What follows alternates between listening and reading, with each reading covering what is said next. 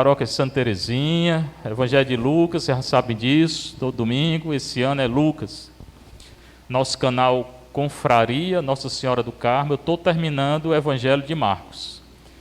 32 formações para Marcos, mais 4 ou 5 vou terminar Marcos. 35, 36 formações. E vou começar Lucas. Está tudo gravado, você pode assistir a hora que quiser. Quanto é que paga? É tão caro que é de graça, né? Então, Confraria, só entrar no YouTube, bota Confraria Nossa Senhora do Carmo. Bum! Tem mais de 1.100 vídeos lá, né? Tem toda a paciência do padre, gravada. Pode ver, quer conhecer o Padre Fernando, só vê, tá lá, né?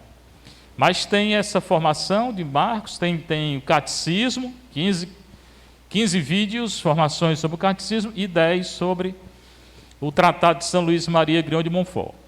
Aí eu pretendo, se estiver vivo, depois da Covid, né, continuar. Lucas, Mateus, João. Aí eu espero que Nosso Senhor chegue, né, que eu vou ficar muito cansado. Ou que Ele me carregue, né? Pois bem, Evangelho de hoje, Lucas 5. Vem depois daquele episódio da sinagoga que Jesus anunciou, Isaías 61, e disse que era ele, dizendo que ele era Deus. Aí os judeus quiseram pegar em pedra, na verdade, levaram ele para o alto lá do monte, queriam jogar ele lá de baixo para matar. Começou assim o ministério de Nosso Senhor. Você pensa que a vida de Nosso Senhor foi muito tranquila? Foi não. Não foi porque ele falava a verdade, né? E quando ele fala a verdade, aí não tem tranquilidade não, né? Ele disse, sou Deus mesmo, eu sou Deus e acabou, e vocês não sabem nada não. Foi, ele falou desse jeito mesmo. Vocês têm que se converter, falando para os judeus. Aí ficaram com raiva, quiseram matar, né? Mas a verdade tem que ser dita. Eu sempre digo isso, né? Hoje é a continuação daquele de ontem, de domingo passado. Naquele tempo, hoje, agora, na hora que é anunciada, a palavra de Deus acontece. Recorde lá aquela parábola da semente, né? A palavra de Deus, o terreno é o nosso coração, né? Se a palavra é a semente. Se ela encontrar um terreno bom, ela vai dar fruto. Se encontrar um terreno ruim, dá fruto não. Então o fruto é de acordo com o terreno e com a fidelidade. Fidelidade de quê? Oração, confissão, adoração, missa, caridade, jejum. Ah, mas eu quero fazer tudo só, não preciso me confessar não, vai dar fruto não. Pode esquecer. Tem que seguir todos esses passos para dar fruto na Igreja Católica. Jesus estava na margem do lago de Genezaré. Esse lago, já falamos várias vezes aqui, é um lago muito grande, chamado também de Mar de Tiberíades. Tibério, por causa do imperador Tibério, romano. Ou também Lago da Galileia, que era a região lá, norte. Então era chamado Genezaré, Tiberíades, Galileia, qualquer um. É o mesmo lago, bem grande. Dá para ver a alta margem, mas é muito grande, é muito atravessar, tem né? E a multidão apertava-se ao seu redor. Onde Jesus ia, tinha uma multidão. E é porque não tinha WhatsApp, né? Nem computador, nada, né? Precisava não. A multidão estava do lado dele, não deixava ele quieto não. Onde ele ia, a multidão ia atrás. Para quê? Para ser curado. Igual hoje, né? O pessoal corre para ser curado. Pois a cura não é a coisa mais importante, não. A confissão é mais importante que a cura. O pessoal não entende, né? A confissão mesmo, quando a gente se arrepende, primeira vez que interromperam, vão interromper umas 10 vezes aí, esse povo daqui. A confissão, quando a gente se arrepende, é mais importante que a cura. Mas o povo não quer saber não, quer saber de cura, né? A mesma coisa era daquela época lá. E também eu gostava de escutar Nosso Senhor, porque ele falava a verdade. A verdade incomoda, mas tem gente que gosta de ouvir, né? E Jesus também tirava o cão Começar a tirar o cão aqui desse barulho, não vai ficar pouca gente aí fora, né? E multiplicava pão, dava para eles. Então, esse povo gostava de Nosso Senhor. Aqui diz que a multidão apertava-se ao seu redor, muita gente, para ouvir a palavra de Deus. Certamente, porque Jesus é a palavra de Deus. O que ele fala é a palavra de Deus, porque ele é a palavra de Deus. Com toda a sinceridade que ele tem, né? E é Deus, com autoridade. Então, o que ele dizia, ele fazia. Se ele dizia, está perdoado os pecados, estão perdoados. Se ele quisesse curar, ele curava. Curou todo mundo? Não. Curou quem ele quis. Quisesse tirar o demônio, tirava. Tirou o demônio de todos? Não. Por quê? Porque não tirou. Ele quem decide quem é, né? Enquanto isso, multidão lá em torno dele, Jesus viu duas barcas, não é jangada não, é barca mesmo, parada na margem do lago. Então quer dizer que ele estava na margem, ele não tinha entrado no lago, ele estava ali, na praia, pregando. Aí ele viu duas barcas. Os pescadores tinham desembarcado e lavavam as redes. Ele viu os pescadores também, eram duas barcas. Daqui a pouco estamos sabendo de quem são essas barcas. O dono da barca tinham saído da barca, estavam lavando as redes lá. Como hoje, né? Acontece. Subindo numa das barcas, que era de Simão, pronto. Um dos donos era Pedro. Então ele subiu, não pediu para subir não, ele subiu. Se fosse aqui, dava briga, né? Epa, o que está fazendo aí, rapaz? Essa barca tem dono.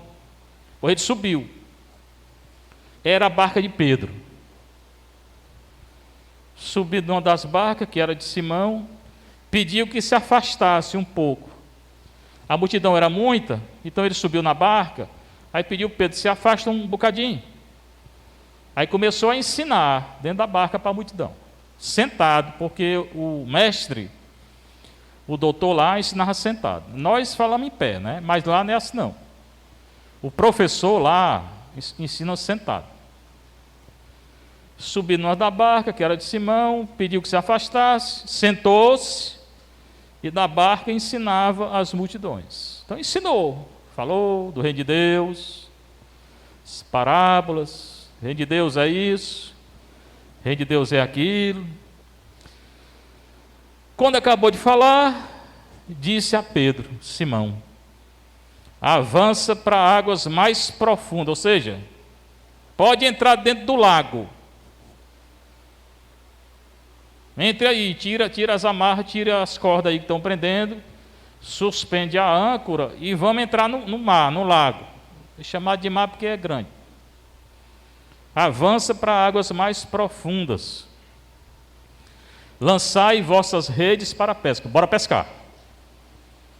Essa frase aqui, avança para águas mais profundas. Quem me disser quem foi que disse ela, uma pessoa muito importante, vai comer o prato de... Como é? Galinha de quê? Como é? Vai comer um prato de creme de galinha de graça. Paga só depois. Quem foi que disse? João Paulo II.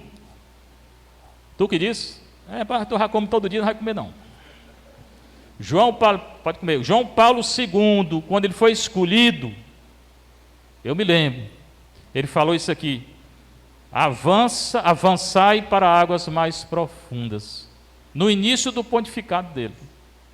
Eu nunca esqueci esse negócio. Depois eu conheci João Paulo, lá em Roma, né? Eu conheci João Paulo, Bento e o Francisco. Todos os três? Foi. E se me deixasse um pouquinho mais, não ia ver o outro. É porque disseram que eu voltasse, senão perdi o emprego. Aí eu voltei, voado. A primeira coisa que o João Paulo disse foi: avançai para águas mais profundas. Essa frase daqui, ele tirou daqui. Lançai as redes para a pesca. Eu quero ir pescar com vocês. Presta atenção que o nosso Senhor está no barco. Simão é o nome hebraico de Jesus. Shimeon. O E é bem curtinho, Simeão. Simão. É o nome hebraico dele. Era um dos filhos de Jacó. O Pedro, Simão, diz: Mestre, nós trabalhamos a noite inteira e não pescamos nada. Presta atenção. O Pedro com o André numa barca, o João e o Tiago na outra barca, tinham passado a noite toda pescando e não pescaram nem uma piaba. Não pescaram nada. Nosso Senhor subiu na barca, ensinou o povo e disse: bora pescar. A situação é essa, para vocês entenderem o que está acontecendo aqui. Mestre, nós trabalhamos a noite inteira e não pescamos nada, mas, em atenção à tua palavra, eu vou lançar as redes. Como hoje, tarrafa. É tarrafa? É? Não, dá. Pois bom. Uma vez eu lancei uma tarrafa no meio do mar, mas eu quase fiquei, foi todo enrolado. Tem que saber lançar, né? Tem que puxar ela, né? Para abrir bem direitinho. Não é assim não é só lançar não. Aí, seu menino sabe. Tem um jeito, os pescadores eles vão aprendendo, né? Segura aqui, é? Pois é, porque você tem que dar um arco grande, né? Aí, pois bem, nós temos 3 pescadores aqui, é bom. Avança, então o Pedro disse: em atenção à tua palavra, vou lançar azeite. Então lançou. Entrou no mar e lançou a tarrafa. Apanharam tamanha quantidade de peixe que as redes se rasgavam. A noite todinha esses homens tinham pescado nada. Quando nosso Senhor mandou bora, e eles foram, que eles lançaram a rede, pegaram tanto peixe, que encheu a barca do Pedro, que não deu. Aí chamou a outra barca para encher a outra barca. 2 barcas cheias de peixe, quando a noite toda não tinham pescado nada. Só porque obedeceram a Nosso Senhor. O Pedro podia ter dito: vou não. Não te conheço, não conhecia, estava conhecendo agora. Mas quem é você para dizer que eu vou lançar a rede? Acreditou. Primeira vez que se encontrou com o Nosso Senhor. Apanharam tamanha quantidade de peixe que as redes se rompiam. Então fizeram sinal à outra barca para que viesse. Eles vieram e encheram as 2 barcas. E quase afundaram, a ponto de quase afundar. Ao ver aquilo, aí Pedro, quando viu, ele logo notou que alguma coisa de estranho tinha acontecido, né? Atirou-se aos pés de Jesus, dizendo: Senhor, afasta-te de mim, porque eu sou um pecador. Aqui, com todo respeito, Pedro errou. Devia ter dito isso não. O pobrezinho do Pedro às vezes diz umas besteiras. Diga isso não, estou dizendo. Ele errou. Ele devia ter dito: Senhor, aproxima-te de mim, porque eu sou um pecador, né? Exatamente porque a gente é pecador, é que eu não vou querer que Nosso Senhor se afaste, eu querer que Nosso Senhor se aproxime, não é não? É ou não é? É. Então, ele falou isso aqui, diz, porque estava com medo, estava espantado. Ele viu aquele milagre, ele ficou espantado. Aí disse: não, quero esse homem aí, né? Aquele medo que dá, aquele temor, né? Quem é esse homem aí? Que a gente ficou a noite, o Pedro era pescador, o Pedro não era... Ele sabia o que ele fazia, um pescador experiente, não era um pescador que estava começando. Ele, o André, o Tiago e o João viviam disso. Aí chega esse homem que ele não conhecia, sobe na barca, ensina, manda pescar, não tinha pescado nada, e enche 2 barcas de peixe. Ele ficou com medo. O pobre do Pedro tem medo. Depois, 3 anos depois, ele com medo, de novo, ele vai negar Nosso Senhor 3 vezes. Eu gravei ontem o evangelho que vai sair daqui a 15 dias. O que saiu de hoje, daqui a 15 dias vai sair outro evangelho gravado do Marcos. O Pedro não fez só negar não, ele maldisse. Está lá no evangelho. Pedro maldisse na 3ª vez. Ele maldisse e negou. Por quê? Medroso. Que é medroso. Era, né? Hoje não é mais não. Então ele devia ter dito: Senhor, aproxima-te de mim, porque eu sou um pecador. Mas Pedro depois entendeu, né? Depois de apanhar muito, ele entendeu. Depois de Pentecostes. Tanto entendeu que morreu crucificado de cabeça para baixo. Porque não era digno de morrer como Nosso Senhor, né? A fé de Pedro cresceu muito.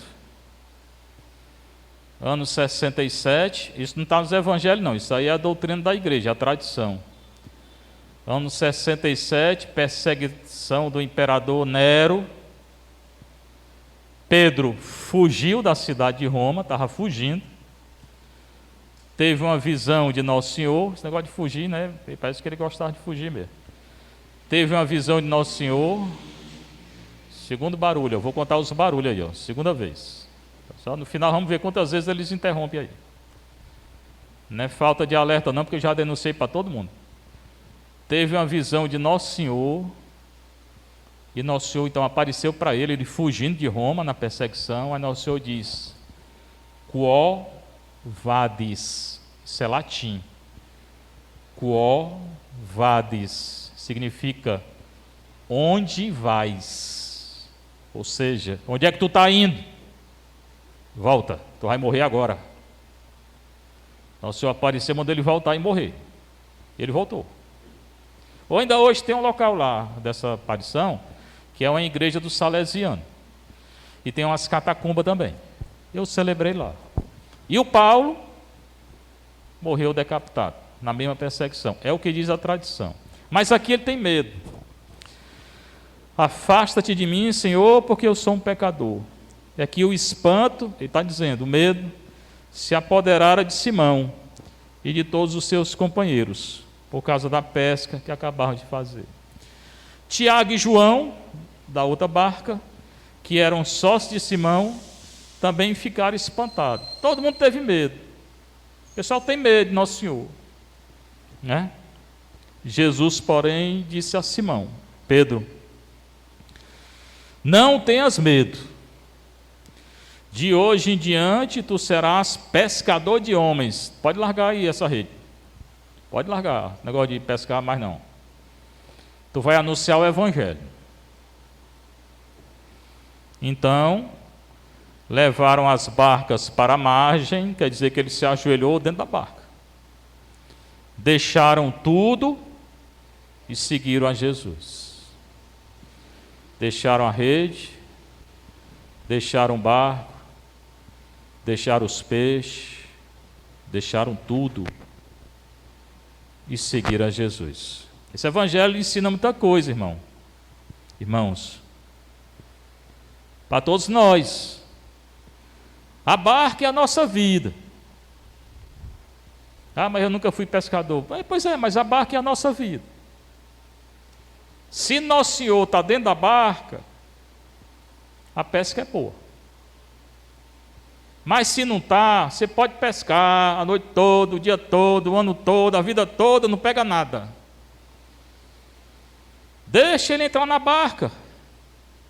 Ele entrou mesmo aqui, só que a gente não deixa. Diz que deixa, não deixa. Diz que é de Nosso Senhor, mas faz o que quer e não deixa ele entrar na vida da gente, na vida. Ah, eu sou de Deus. É de Deus, mas não reza, não comunga, não confessa. Como é que é de Deus? Como é que é de Deus? Me diz aí. E vou além. Se a Igreja Católica não deixar Nosso Senhor entrar na barca de Pedro, essa igreja vai afundar. E não fica nada. Parece difícil, mas não é não. Né? Quando a gente se afasta da palavra de Deus, daqueles do sacramento, terceira vez, do sacramento, daquilo que a igreja ensina, quando a igreja se afasta, a própria igreja, tchau, vai pescar é nada. Pode ser quem for. Pode ser quem for. Fidelidade da igreja é a Escritura, tem que ser fiel à Escritura, ao magistério e à tradição. Então leiam, Preste bem atenção que o mundo hoje, o momento hoje e o momento da igreja também é muito difícil. Tem muita gente querendo mudar as coisas dentro da igreja. Pois, meu filho, se você mudar e for contra a palavra de Deus aqui, não vai dar em nada. Não vai pescar coisa nenhuma. Porque ou a gente bota nosso Senhor dentro da barca de Pedro, ou então ele não entra e não faz nada, e não consegue nada e não pesca nada. E eu estou dizendo para qualquer um. Para mim também. Quem está de pé, cuide para não cair. É nunca se abandonar a palavra de Deus, a tradição, que é a tradição, aquilo que a igreja ensinou ao longo dos tempos. E o magistério, que é documentos da igreja. Só ler. Um bocado de documento. E não mudar nem a tradição, nem a escritura, nem os documentos. Por quê? Porque tem gente querendo botar Lutero dentro da igreja. Lutero, protestante. Contra a tradição. Tem gente querendo ordenar mulher, com todo respeito às mulheres, né? Porque aqui, se não fosse as mulheres, não tinha missa, né? Não tinha nada, porque é as mulheres que ajudam. Valéria trouxe um bolo de chocolate aí, não foi? Se ela não trouxer, os homens mesmo, até hoje, um homem nenhum fez nenhuma chegadinha, né? Ela todo domingo traz, ou quer dizer, 15 dias traz aí um bolo, né? Então as mulheres são muito importantes para a igreja, mas não pode ser padre. Não pode, por quê? Porque nunca foi, o Senhor não escolheu, pronto. Mas tem igreja na Alemanha querendo, católica, né? Pois então saia da igreja, funde a igreja, né? E muitas outras coisas que estão querendo. Se a igreja se afastar da Bíblia, da tradição, do ensino e do magistério, a barca vai afundar. Não toda a igreja, nem toda a barca. Porque a igreja que se manteve fiel não afunda, não. E o Papa Bento XVI, ele tem uma palavra muito importante, está vivo ainda. Conheci o Bento XVI. Dos três, o que eu conversei foi com o Bento. 2009. O João Paulo, eu celebrei com ele, mas não conversei. O Francisco, eu concelebrei com ele, não só eu, né? Vários padres, né? Mas não conversei. O Bento, eu concelebrei com ele e conversei. Teve um dia que nós conversamos.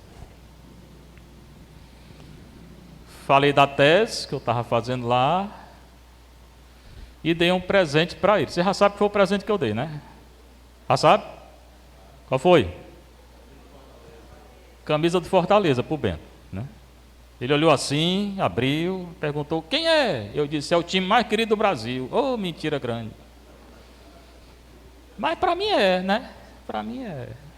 Ele agradeceu, achou que foi bom, né? Pois bem, o Bento XVI tem várias frases muito importantes. Tem uma que ele disse, no final dos tempos, é o que nós estamos vivendo, a grande igreja católica vai desaparecer. Olha o que o Bento diz.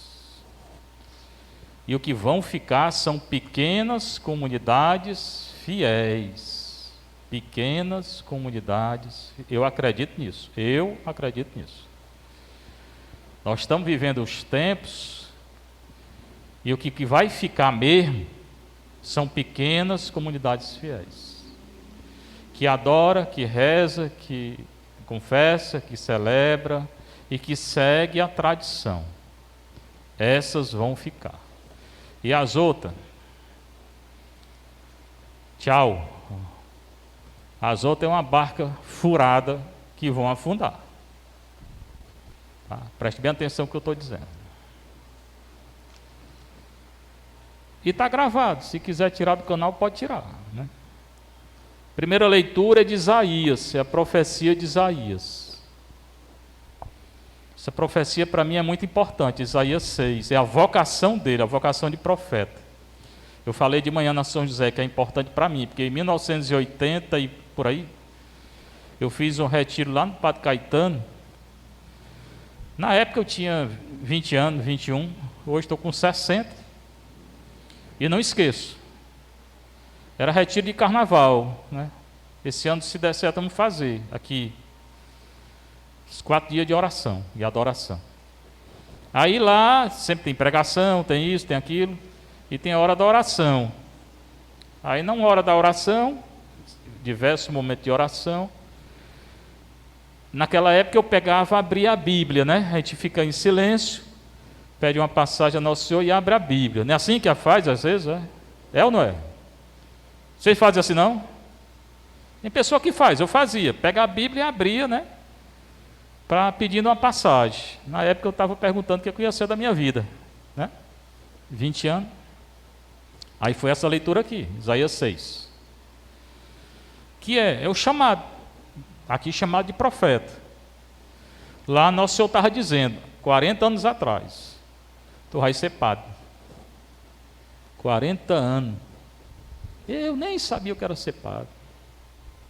E não queria não, no começo. Queria não, penso num burro brabo, né? Queria não. Andei foi muito, andei 20 anos, fui ordenado com 39.